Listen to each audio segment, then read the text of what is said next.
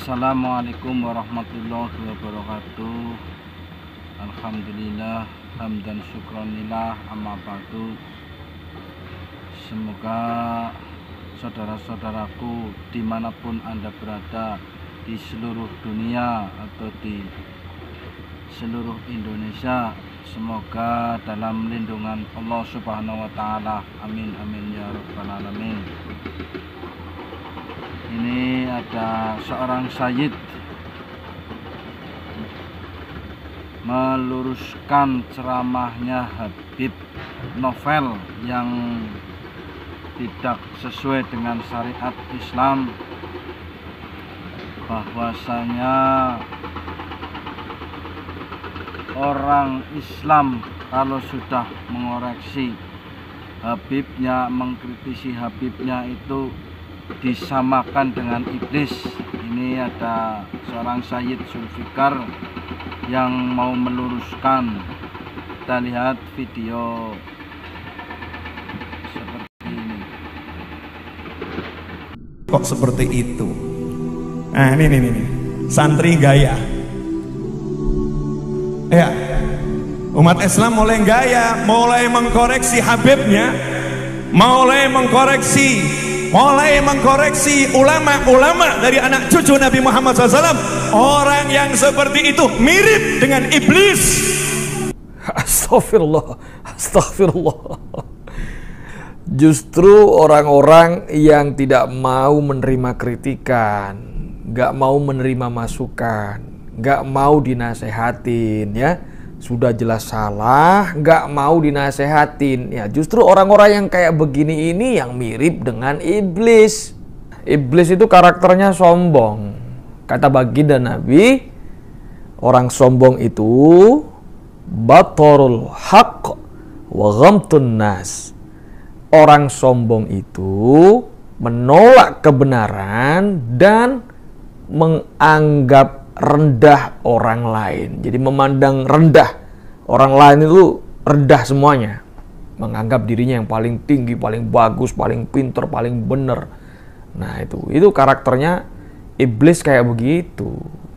Baginda Nabi juga mengatakan bahwa ad-dinu an-nasihah, agama itu adalah nasihat. Jadi siapapun orangnya, kalau salah ya harus mau dinasehatin. Karena perintah menasehatin, ya, saling mengingatkan saudara sesama muslim, itu hukumnya adalah wajib. Di Al-Quran juga sudah ada, watawasau bil haqq watawasau bis sabr. Jadi saling mengingatkan, saling menasehati dalam kebaikan dan kesabaran. Begitu. Tapi tentunya jangan lupa memberikan kritikan, memberikan nasihat, itu juga ada caranya, ada akhlaknya, ya, ada etikanya. Alhamdulillah, Indonesia merupakan negara yang insya Allah dengan anak cucu Nabi Muhammad SAW terbesar di dunia. Gak ada yang lebih banyak di Indonesia terbesar di dunia. Bangsa ini akan aman, bangsa ini akan sejahtera, bangsa ini akan makmur selama anak cucu Nabi Muhammad SAW tidak diganggu, tidak diusik, dimuliakan, dicintai, disayangi. Karena apa? Ada doa dari kakeknya, pemimpin kita semua, baginda Muhammad Sallallahu Alaihi Wasallam. Anak cucu Nabi Muhammad Sallallahu Alaihi Wasallam sudah tidak ada. Yang ada sekarang ini adalah zuriyahnya, keturunannya. Dan di Indonesia ini alhamdulillah banyak sekali zuriyah Rasulullah Muhammad Sallallahu Alaihi Wasallam. Dari zaman dulu itu sudah ada, ya. Siapakah mereka? Mereka adalah para sadah, para asyraf, para sayyid syarif, zuriyah Rasulullah Muhammad Sallallahu Alaihi Wasallam. Seperti Wali Songo, ya. Nah ini zuriyahnya banyak. Zuriyah Wali Songo adalah zuriyah Rasulullah. Nah di Indonesia ini banyak yang sudah membaur dengan orang-orang pribumi karena menikahnya dengan wanita-wanita pribumi, wanita asli. Nah, di zaman penjajah dulu, kolonial, ya, mulai zamannya VOC, Belanda, Jepang. Nah, ini mereka semuanya memasturkan diri. Mereka sudah banyak yang melebur. Ada yang dipanggil kiai, ada yang dipanggil ajengan, ada yang dipanggil Gus, Tubagus, ya, Lora, Sidi, Ayib, ya, Ye, apalagi. Nah, yang memiliki pertalian nasab ke Wali Songo, merekalah zuriyah dari Rasulullah Muhammad sallallahu alaihi wa alihi wasallam. Mungkin muncul pertanyaan, lalu bagaimana dengan sebuah negara, sebuah negeri, sebuah tempat yang tidak ada zuriyah Rasulnya sama sekali? Apakah rawan diazab oleh Allah? Rawan disiksa oleh Allah? Jawabannya ada di dalam Al-Quran, surat Al-Anfal ayat 33. Bagaimana? A'udzubillahi minasyaitonirrajim. Wa ma kana Allahu mu'adzibahum wa hum yastaghfirun.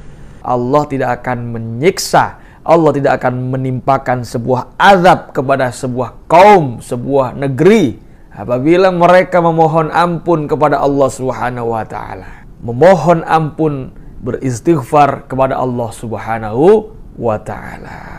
Bertaubat kepada Allah. Nah, makanya perbanyak istighfar. Kalau kiai cinta keluarga Nabi, sama Nabi langsung dimasukkan, engkau keluargaku. Enak atau? Makanya jangan ngaku-ngaku jadi Habib, kurang kerjaan. Nggak perlu ngaku jadi Habib. Ya, cukup jadi orang yang cinta Habib, nanti otomatis udah jadi Habib dalam pandangan Nabi Muhammad SAW, meskipun nasabnya bukan Habib. Jelas? Nah, ini yang perlu diluruskan, ya. Saya rasa tidak ada kiai yang ingin menjadi Habib. Kalau ada orang, ya, ngakunya seorang kiai, kok pengen jadi Habib, patut ditinjau kembali kekiaiannya.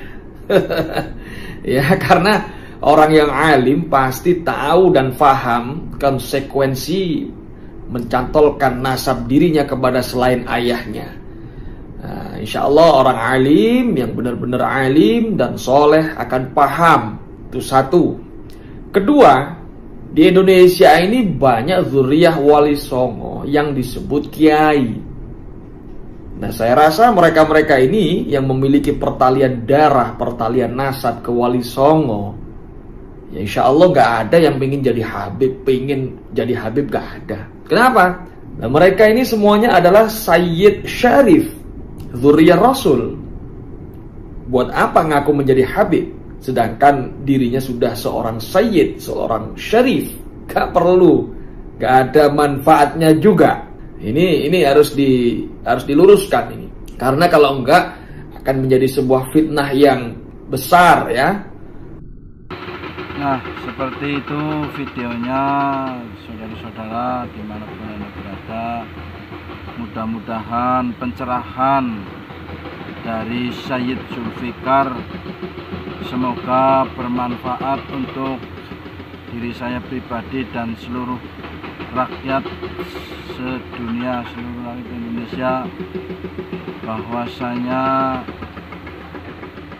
Habib-habib yang tidak benar apa adanya jangan diikuti.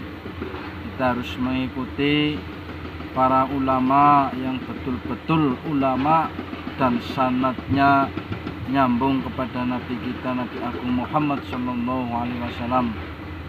Terima kasih. Wassalamualaikum warahmatullahi wabarakatuh. Semoga bermanfaat.